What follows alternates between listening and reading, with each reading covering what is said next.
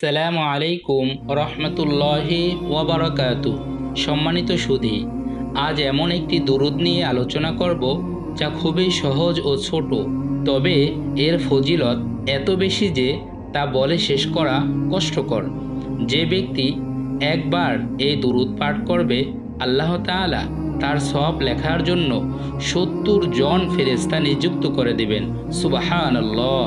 আর এই ৭০ জন ফেরেশতা ১,০০০ দিন পর্যন্ত বিরতিহীনভাবে তার সওয়াব লিখতে ব্যস্ত থাকবেন। আলহামদুলিল্লাহ। সুপ্রিয় দর্শক, এই কথাগুলো মোটেই আমার কথা নয়, স্বয়ং হযরত আব্দুল্লাহ ইবনে আব্বাস রাদিয়াল্লাহু আনহু হতে বর্ণিত আছে যে রাসূলুল্লাহ সাল্লাল্লাহু আলাইহি ওয়াসাল্লাম ইরশাদ করেছেন, যে ব্যক্তি মাত্র একবার এই দুরূদ তেলাওয়াত করে, মহান আল্লাহ ফেরেশতাদেরকে তার জন্য ১,০০০ দিন সওয়াব লেখার জন্য নির্দেশ দেন। সম্মানিত প্রিয় বন্ধুরা, ১,০০০ দিন মানে প্রায় ৩ বছরের মতো। অন্য একটি বর্ণনায় আছে যে এই দুরূদ একবার পাঠ করলে আগামী ১,০০০ দিন নেকি লেখার জন্য আল্লাহর ফেরেশতাগণ ব্যস্ত হয়ে পড়েন। আল্লাহু আকবার। সম্মানিত সুধী, এত বেশি সওয়াব যে দরুদে, তা অবশ্যই আমাদের জানা প্রয়োজন। আমার বিশ্বাস, আপনি যদি রাসূল পাক সাল্লাল্লাহু আলাইহি ওয়াসাল্লামকে ভালোবাসেন, অবশ্যই ভিডিওটি শেষ পর্যন্ত দেখে দরুদটি শিখে নেবেন ইনশাআল্লাহ। আজ দুটি অধ্যায়ের মাধ্যমে আপনাদের সামনে আমি দরুদটি পেশ করব। প্রথম অধ্যায়ে আলোচনা করব দুরূদ শরীফের ফজিলত নিয়ে। প্রিয় দর্শক, দুরূদ শরীফের অনেক ফজিলত রয়েছে। আজ তার মধ্যে কয়েকটি শেয়ার করব। দৈনন্দিন জীবনে দুরূদ শরীফ পাঠ করলে আল্লাহর দরবারে মানুষের দোয়া কবুল হয়। হাদিস শরীফে আছে, কোনো দোয়াই আল্লাহর দরবারে কবুল হয় না যতক্ষণ সে দোয়ার আগে ও পরে নবী করিম সাল্লাল্লাহু আলাইহি ওয়াসাল্লাম এর উপর দুরূদ পাঠ করা না হয়। আমরা সবাই চাই যে আমাদের প্রতিটি দোয়া কবুল হোক। সুতরাং দোয়া কবুল হওয়ার জন্য আমাদের অবশ্যই বেশি বেশি দুরূদ পড়তে হবে। পবিত্র কোরআনে সূরা আহজাব এর ৫৬ নং আয়াতে দরুদ পড়ার ব্যাপারে ইরশাদ হয়েছে, মহান আল্লাহ বলেন, আমি ও আমার সকল ফেরেশতাগণেরা নবীর জন্য দোয়া করি। হে বিশ্বাসীগণ, তোমরাও নবীর জন্য দোয়া তথা দরুদ পাঠ করো ও পূর্ণ শান্তি কামনা করো।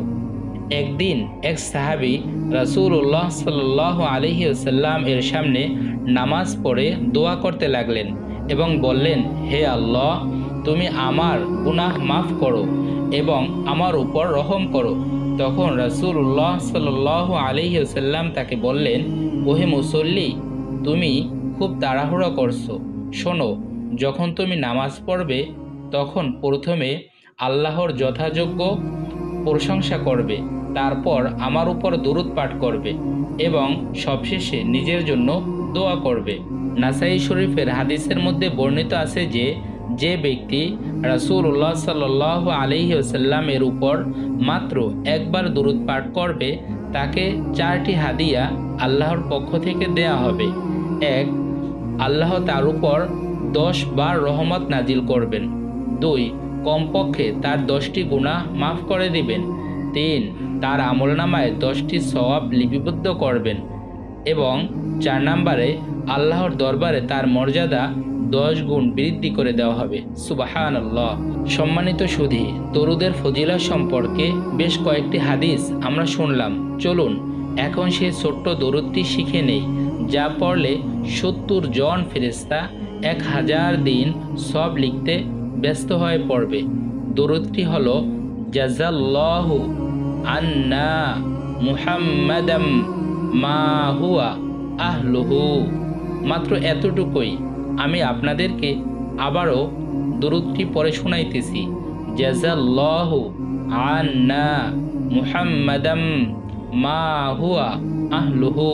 যারা আরবিতে পড়তে চান, এই আরবিটি দেখে আপনারা পড়তে পারেন, জাযাল্লাহু আন্না মুহাম্মাদাম মা হুয়া আহলুহু।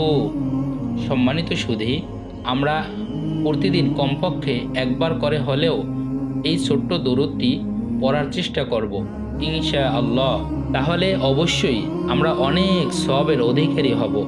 আমাদের অন্য ভাই বোনদের এই দরুদটি সম্পর্কে জানিয়ে আরও বেশি সওয়াবের অংশীদার করতে ভিডিওটি বেশি বেশি শেয়ার করব এবং একটি লাইক দিব ইনশাআল্লাহ। আর কমেন্টে আমিন লিখবেন। এমন মজার মজার আমলের ভিডিও আরও পেতে আমাদের চ্যানেলটি সাবস্ক্রাইব করে দিবেন। আল্লাহ হাফেজ।